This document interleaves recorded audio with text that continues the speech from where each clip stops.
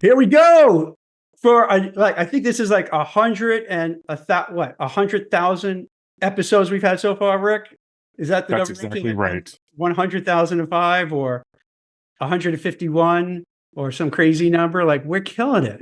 Like our numbers are through the roof. It's amazing. I never thought we get so many subscribers. It's off the charts, and I really appreciate everybody who's subscribing, watching it, listening to it. It's phenomenal. Today we want to talk about Waymo. If you're not familiar with Waymo, it's a driverless car. Personally, I don't think I would ever get a driverless car. That sounds nuts. And I'm not a Luddite, but this seems to be like where the future is going. And Rich, let me tee it off to you because in San Francisco, you have a lot of these Waymo cars and other driverless cars. In New Jersey and New York, not so much. So what can you tell about like, what's happening with Waymo and the whole driverless car situation? Right. So earlier this week, you might have seen this video, Jack, all the way over in New York and New Jersey. There was a Waymo SUV going down, actually, my neck of the woods in the Mission District in San Francisco. It stops in the middle of the street because the car is blocked by people. These self-driving cars, they have these camera, this radar, this technology that looks for obstacles as it's driving the car, and it's programmed to stop if it sees something weird or something that it doesn't like. And these folks, they took advantage of this and started tagging the car with graffiti while someone was inside. Have you seen this video, Jack? I did, and like at first, I didn't know if it was real or not because you had this guy, this very well coiffed guy, and he had a poodle in his arms. I'm like, this is all right. And then all of a sudden, you have these hoodlums who are coming in there with markers and graffiti it, Right. and they're blue markers, like magic markers. I'm like, who walks around in the Mission District in San Francisco with blue markers? I'm like, this can't be real, but it is real.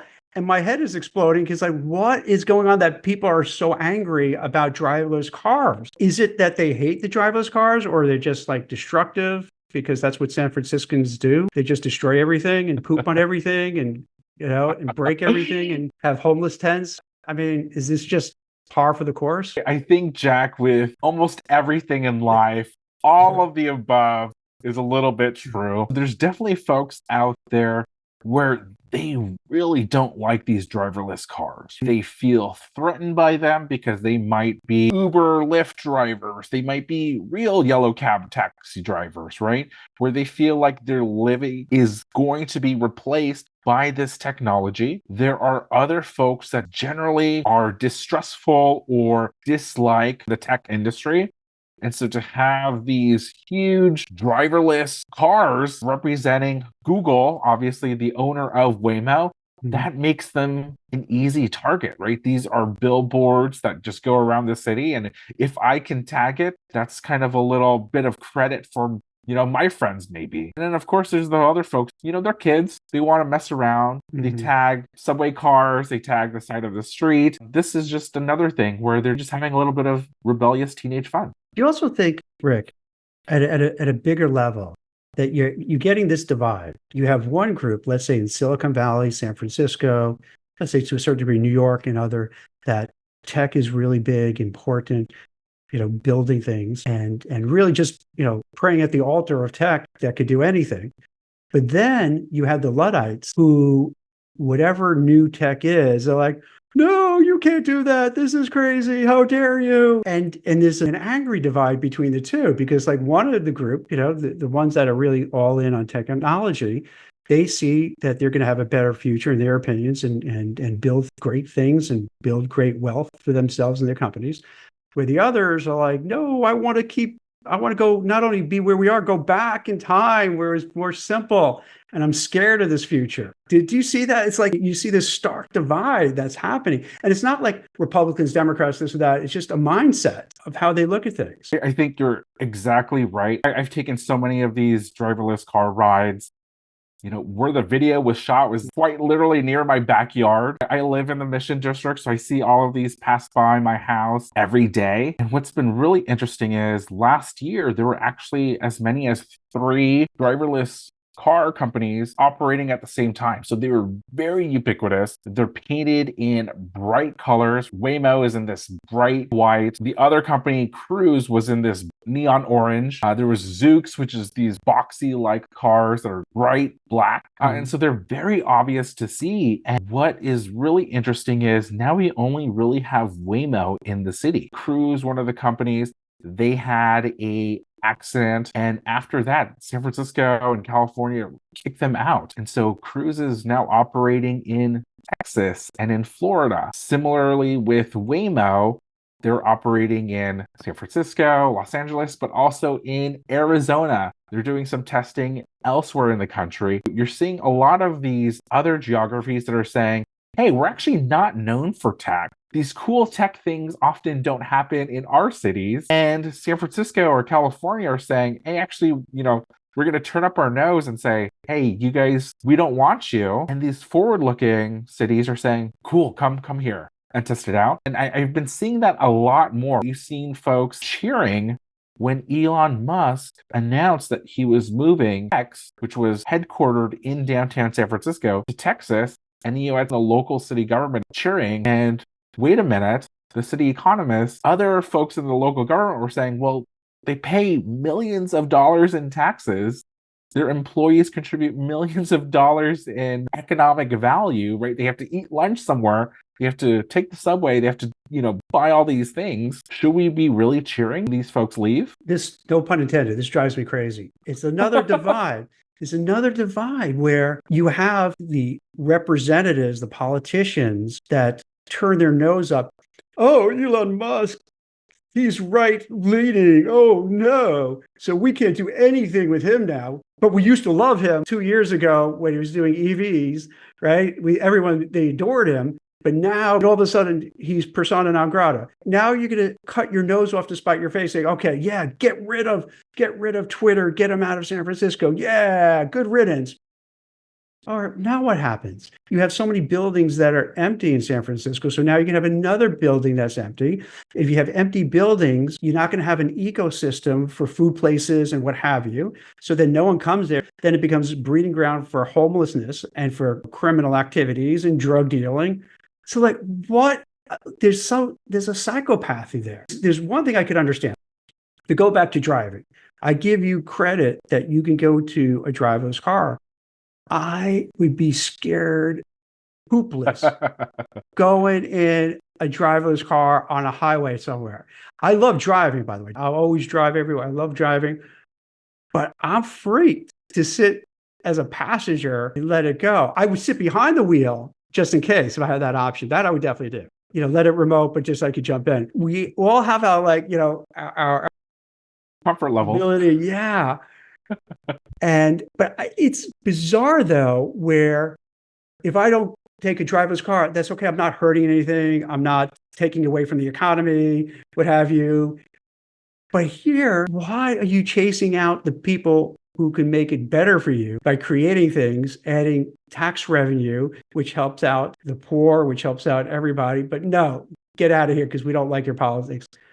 We're in a weird state, right? This is nutty. I think it is nutty. The reason why I'm such a big fan of driverless cars is I don't drive myself. For me to be able to go around, it's actually unlocking economic opportunity, right? Like now I can actually leave my house, go somewhere without thinking about it all hours of the day and actually engage in commerce, right? Well, let me ask you this. But can I say, I don't mean to, what happens? Like, do you have an app and then you call like a Waymo or Cruise or one of the others? Like, how does it all work? Because it seems so crazy. It's just exactly like Uber, Lyft, these ride-hailing apps where they use your GPS on your phone and you put where you want to go and it shows you a price. For a while, I was a super heavy user because they were testing and it was free. So can you imagine that? It was free once in a while. You're just going around just like you would in an Uber.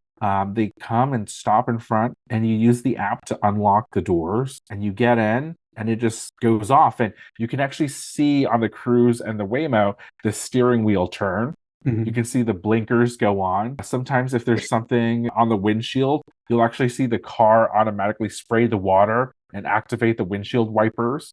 All done automatically, which is insane. And The ride, is it smooth? Is it jerky? How? It's really interesting because they're computers. And so they are just programmed to do everything by the book. So it can be really frustrating when you're on maybe a big street and it is going 30 miles per hour because that's the speed limit and everyone around you is going 35 or 40. You're just like the old grandma going down, following, actually doing the signals, right? Stopping, coming to a complete stop at all of the stop signs and things like that.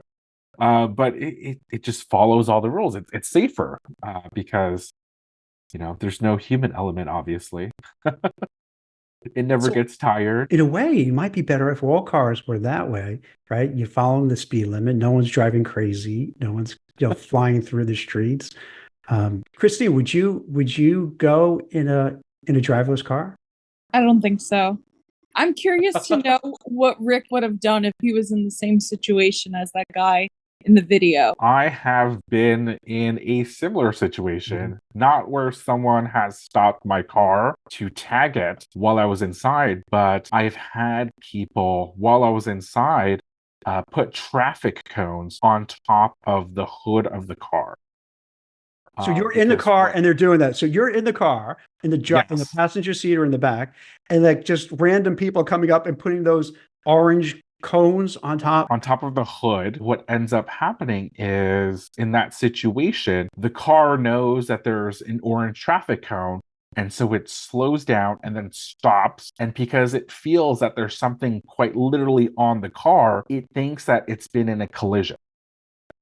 Oh, And so you'll literally see the screen inside the car saying collision detected. What ends up happening is there are video cameras on the outside of the car, also on the inside of the car, and there's a speaker that you can talk into, and it connects to the company in literally less than 3 seconds.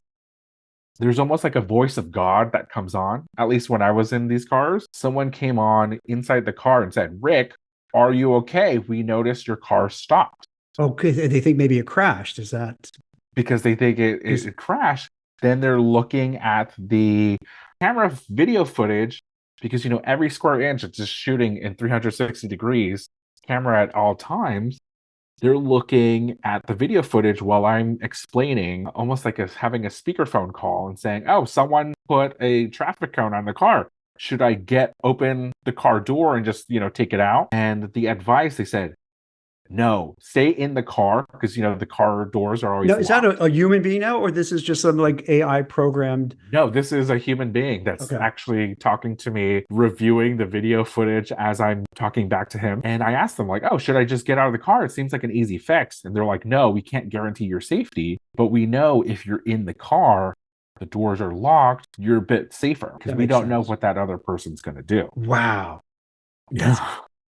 I mean, just the tech alone to be able to do all those things. If you think about it, it seems like, oh, yeah, you're in the car and don't worry, it's driverless. But the amount of technology and software that goes into it, that's mind-numbing. That's crazy, right? Like to make sure to stop at the stop sign, to know if a ball goes in the road, is it a ball or is it a little kid or a carriage, to know all those differences. Damn. I mean, that's exactly I feel so comfortable about it because I know there's someone that's going to come in and talk to me in less than 3 seconds and help me troubleshoot whatever's going on. I've been in driverless cars where it gets stuck because the person in front is this big truck that's blocking up a short residential street. The truck in front isn't moving. And then the computer in the car actually reverses and gets me out of that street and goes around. So there's just all of these things that the technology can do. Obviously, the human comes in and checks on me to make sure, hey, are you okay? Or is it safe? But it's pretty powerful. You know what? Now this goes back to an earlier statement that you made that people might be afraid, like Uber drivers, Lyft drivers, taxi drivers, they'll lose their jobs. Because as I'm hearing you talking about it, it sounds more and more like, yeah, that's probably almost a better way to do things, where you don't have the surly driver who's smoking a cigar or cigarette or has his pee bottle next to him and playing like music that you don't want to hear. And there you just could be chill, look at your phone, reading the news. So I could see maybe, because how many Uber drivers, Lyft drivers do you have? Lots of them, right? DoorDash drivers. probably in the millions now, right? So like that's a lot of Definitely. jobs that they got to worry. Hey, am I going to lose my job? Not even to another person. I'm going to lose it to software. Yeah, that makes sense. Like you would be scared. Am I going to, let's say, you bought a car and you're maintaining your car and you're an Uber driver, Lyft driver, and now all of a sudden you could have this driverless one. You're like, oh no, now I'm out all this money and maybe I'm out of business. Right. I mean, it's a driverless car. Yeah. They're all electric vehicles, so they're not going to have to go and stop and find a gas station. And so they Mhm. can run every car almost near 24 hours a day, right? Depending on how often you need to charge the car. And so it is pretty powerful in terms of what it can do, right? It just never gets tired, and it's just always consistent. And as traffic rules or different local laws change, that's just code that can be programmed in and it complies instantly. Well, you just sold me on driverless cars. So like, what are some of the downsides now? Like, because now, like the way you walked us through it, it does make a good case. One of the downsides, it's not always cheaper than Uber. Was it expensive to take these cars? It has its own pricing Yeah. algorithm, just like Uber and Lyft. And Right. I've been in situations where, I compare all the apps. Sometimes I'll find, Lyft is cheaper than Uber, Uber's cheaper than Lyft. And sometimes Waymo is the cheapest. I've also seen situations where Waymo takes the longest because it actually follows the speed limits. And not taking like little whatever detours. Exactly. It's just GPS, point A to point B. Whereas, a local driver, they might know shortcuts, right? They might drive a little faster because that's the flow of traffic. And so sometimes it takes longer. Sometimes it is more expensive. I've been in cars where it literally stops because it sees the flashing lights of a passing ambulance or a passing fire truck. It sees the sirens and the lights, and it'll literally slow down and stop even when that emergency vehicle is nowhere near it. So sometimes it just does odd things where it slows down all of a sudden. And that's actually been a complaint from the local emergency officials in San Francisco, that these cars get in the way of the fire engines, the fire trucks that are trying to get to the actual fire, the actual emergency. That's been one kind of concern and complaint because it's too conservative in terms of how it's driving, right? Like a human person would use its judgment and say, well, I'm in 2 lanes over from where the fire truck is going. I don't need to slow down. Whereas this driverless car will say, oh, it's on my direction. It's right behind me. I'm going to slow down anyway. Can I ask you this kind of on a tangent a little bit? Yeah. I fully admit, you turn back the clock, right? I would look at a lot of these different tech-driven new types of unicorn companies.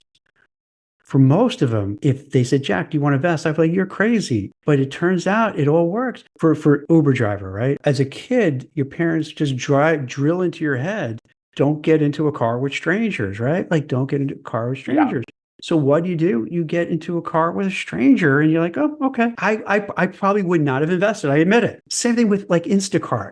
I couldn't imagine, because one of my jobs as a kid, my chore, I would help go grocery shopping, particularly for my grandma, and make sure I could get all the stuff. I couldn't imagine picking up the food for me, like picking up, meat and make sure you're not getting spoiled meat. Like you would think they're not going to care, but yet $1 zillion business. It's wild. Do you think in Silicon Valley and San Francisco, there's this cohort of people that just completely think differently than maybe most Americans? They're just blinded thinking, hey, technology is good, it's going to work. But then you have people like me, like, oh my gosh, no, I'm not going to get in a driver's car. Oh, I'm not going to get.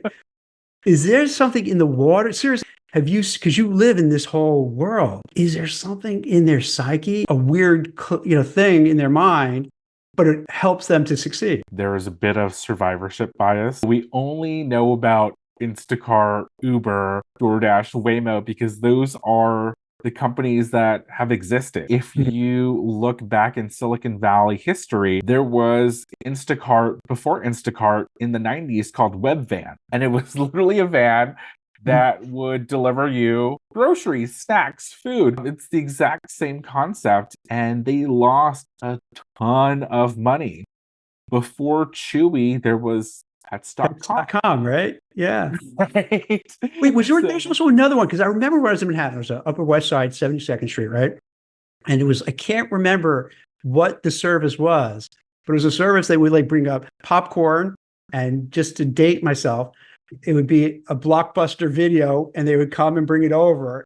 And Karen, my wife, and we'd be like, wow, this is crazy. Like someone delivered like popcorn and a video cassette to watch a movie from Blockbuster. That's how is this possible? I can't Right. remember the So, name like, of which one it was. I wish I knew too, Yeah. but these are not new concepts, right? You want to hear something really funny? When I was a kid, Always. you would have people who would bring milk, like milk containers to the house. They would also have Charlie chips, like these potato chips. And seltzer was a big thing in my neighborhood. The seltzer guy would be there and he'd drop seltzer bottles there. So that was a precursor to a lot of these things where, that last mile, just bring the seltzer right to your house. I still remember my aunt, her house is older, and in her kitchen there is a milk door. If you know what that is. Yeah. But literally a door for the milkman to come in and put in the new milk that you delivered, the little ice box. Not even a fridge. So it's always like it's it seems like one iteration after the other. Like you start from like the milk, then you go to the Blockbuster that's delivering it to your house and so forth, and it just keeps going. I guess I don't know. Yeah. It just keeps going, I suppose, right?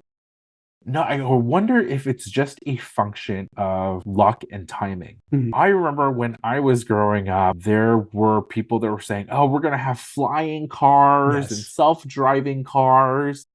And if you were to tell me then that, 20, 30 years later, fast forward to the present day, that I would be regularly, pulling out a computer from my pocket and tapping for a self-driving car to instantly spawn in front of me and take me to another place, I would have said, yeah, Rick, you're crazy. This is sci-fi, but it is just a function of, wow, like maybe our society, maybe our time has just evolved where we have a lot more capital to fund these things. Mhm. We have a lot more technology know-how to be able to program code and bring these products to life. And then we actually have the, extra spare dollars to spend to actually, benefit from these services. Do you think also with driverless cars that for the tech sector, which has been, it goes in waves, and a lot of times like layoffs and what have you, but with the amount of software and all the engineering for these cars, do you think that could be another, not like AI, but another just boost to the economy and a boost to the tech sector? Because now you need all these software engineers and software developers and people who specifically know this kind of engineering. Do you think that's a positive aspect of this? Yeah, I think so. Yeah, I think there's been all this doom and gloom about AI taking jobs. Right. But I think what ends up happening is it does take away some jobs, but not every job. And those folks then end up doing something different. Like I remember, and I'm going to date myself, but I used to go to libraries and I would have to ask a librarian for help with research. And I had to use the catalog with this person, and they would teach me how to cite for my paper, how to actually do the research in the library. Now that librarian is doing other things. Now they're planning community events. Now they're trying to teach kids how to read. Rather than teaching me how to find that book, they still have their job. They're just doing different things. So I think we're just going to see bits and pieces of that throughout different jobs, different functions, different industries, where, yeah, maybe I don't want to spend hours doing data entry. I remember in school, I had to, do you know what 10 key is, Jack? No, I don't think so. So 10 key? I'm going to date myself, but It's 10 key. it was a little keyboard and it was the digits from 0 to 9. So the 10 keys. And it was how fast you could do the math, like adding, subtracting. It's basically like really outdated now. But, just like we had to take typing classes in, at least for me, it was like elementary, middle school. Yes. Also, at the time, I also had to do 10 key, but now there's no 10 key pad, right? Like we just use Excel and spreadsheets. But before, we had a typing speed and also a 10 key speed. Fortunately, we don't have to do that now with technology. I don't know how like, it's great that, see, we started this conversation, and just so you guys know, the audience, a lot of times, like, we're not sure where it's going to head to. And it makes it fun because, like, we go one direction about driverless cars and we're going to like this.